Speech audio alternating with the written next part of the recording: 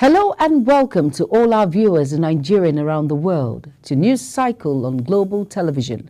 Coming to you live from the nation's capital, Abuja. I am Jumai Manson. We'd like to remind you that Global Television is on DSTV channel 365.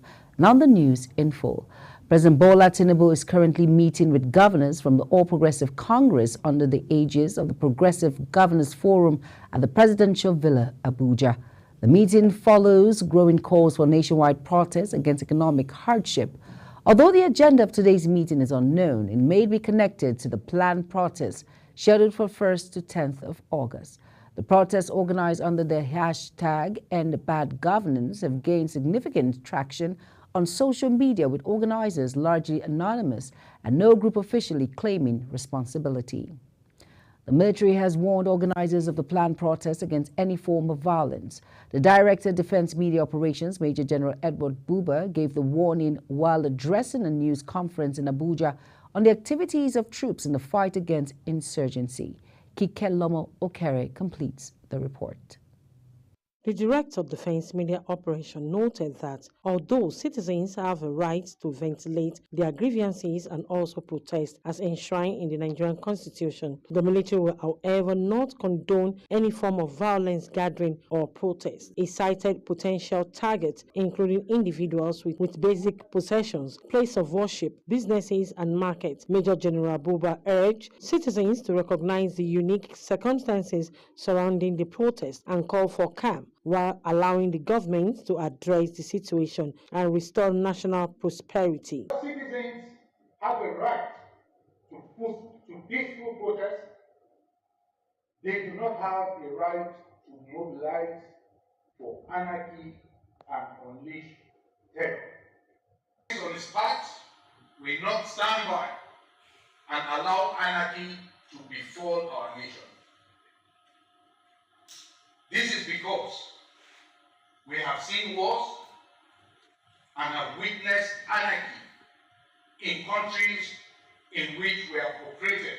Following President Bola Ahmed Tinubu's directive to increase oil production in the Niger Delta region, General Buba says the military has taken drastic action against crude oil theft, adding that a unified command structure has been established to ensure transparency and accountability in the oil sector and ensure that culprits are prosecuted. Our surveillance efforts on vessels, terminals, and oil infrastructures to include jackets that house wellheads, and most importantly, we are monitoring to ensure that culprits are prosecuted by agencies responsible for doing so. He emphasized that the military is committed to maintaining peace and stability, hence will not hesitate to take action against any element that threatens national security. Kikelomo Okere, Global Television News. The Nigeria Governors Forum has reiterated its commitment to improving the security and protection of lives and property at the sub-national level. The nationwide protests set to take place from August 1st to 10th have been generating tension and a variety of responses from Nigerians. Numerous groups expressing interest in leading the campaign stated that the protest was sparked by escalating cost of living and economic hardships faced by the populace. Unbeknownst to the All Progressive Congress, APC has fixed a meeting with its National Working Committee and state chairmen. A press statement released by the party's National Secretariat and signed by its National Secretary, Senator Surajuddin Basiru, says the meeting scheduled for Friday, 26 July 2024, will commence at 3 p.m. prompt at the NWC Hall, APC National Secretariat in Abuja. The party further stated that meeting's agenda will focus on the state of the nation and the progress reports and party structure across the states. The All Progressive Congress National Working Committee has called an emergency meeting with state party chairmen to address the impending national protest. Senator Surajuddin Ajibola, the National Secretary of the APC, informed newsmen about the development following the conclusion of the NWC meeting at the party headquarters in Abuja. Senator Ajibola noted that since the Tinubu administration took office in 2023, it has faced numerous challenges, particularly economic ones. He emphasized that many of these economic challenges are global issues that require comprehensive brainstorming to solve. The Lagos state government has distanced itself from the rumored upcoming Oro festival scheduled for August 1st to 15th, coinciding with the End Bad Governance protest. The government likened it to other religious activities held across the country. Gboyega Akinsele, the special advisor on media and publicity to the state's governor, Babajide Sanwo-Olu, said no one questions the government when other religions hold their activities.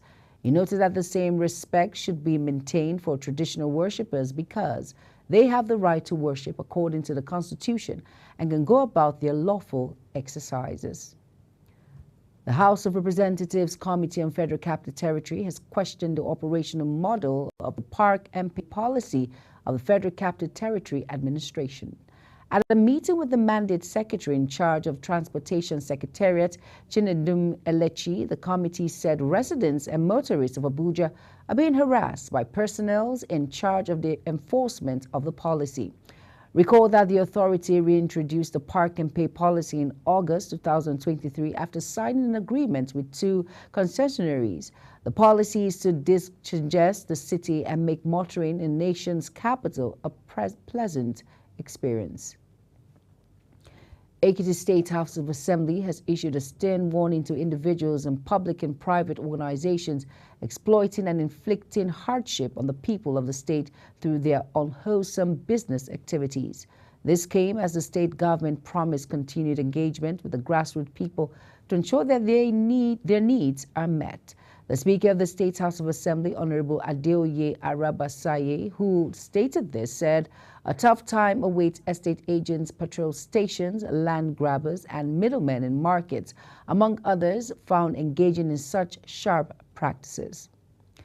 The Cross River State House of Assembly has called on the state government through the relevant agencies to stop the activities of migrants engaged in illegal mining in Okwa 1 and 2 and Owango in Boki local government area.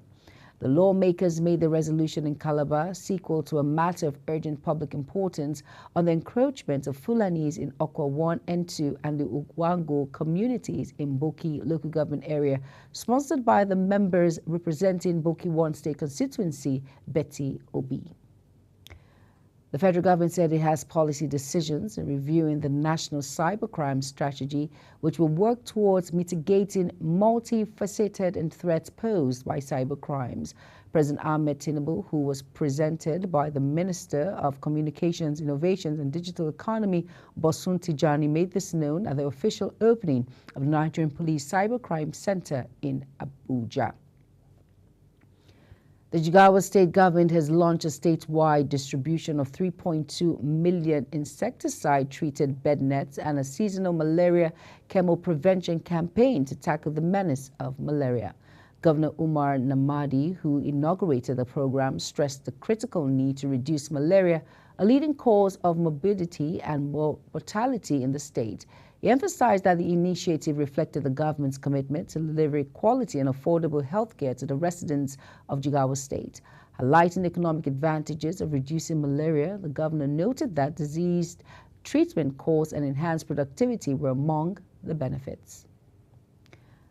The Plateau State government has warned citizens of the state that cholera remains a significant threat to human lives, particularly in areas with inadequate water supply, sanitation, and hygiene.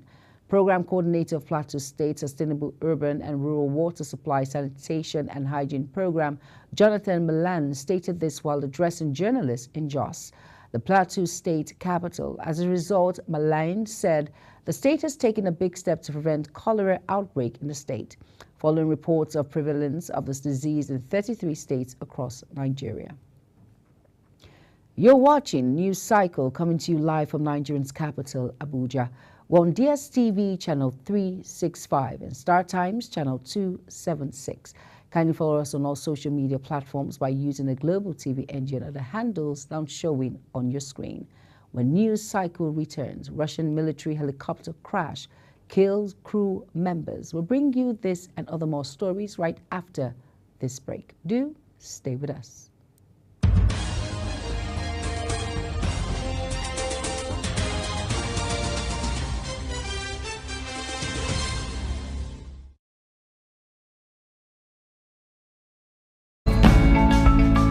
Notice of meeting. This is to inform all state chairmen of our party, the All Progressive Congress APC, that there will be a meeting between the National Working Committee and the state chairman, scheduled as follows. Date, Friday 26 July 2024. Time, 3 p.m. Venue, National Working Committee Hall, APC National Secretariat, Abuja. Agenda, State of the Nation. Progress report on party structures in the states. Please note, attendance is compulsory for all state chairmen of the party. Signed, Senator Surajuddin Ajibola Basiru, PhD, National Secretary.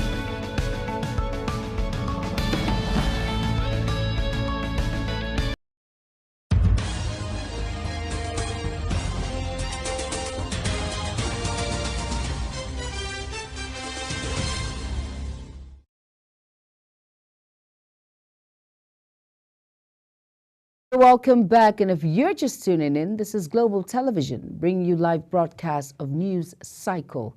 Thank you for staying with us. Over now to our business decks. The federal government has not yet commenced direct payments of monthly allocations to Nigeria's 774 local government areas. Minister of Finance and Coordinating Minister of the Economy, Wale Edun, explained that the Supreme Court proceeding had not yet been communicated to the Attorney General of the Federation for proper study and implementation.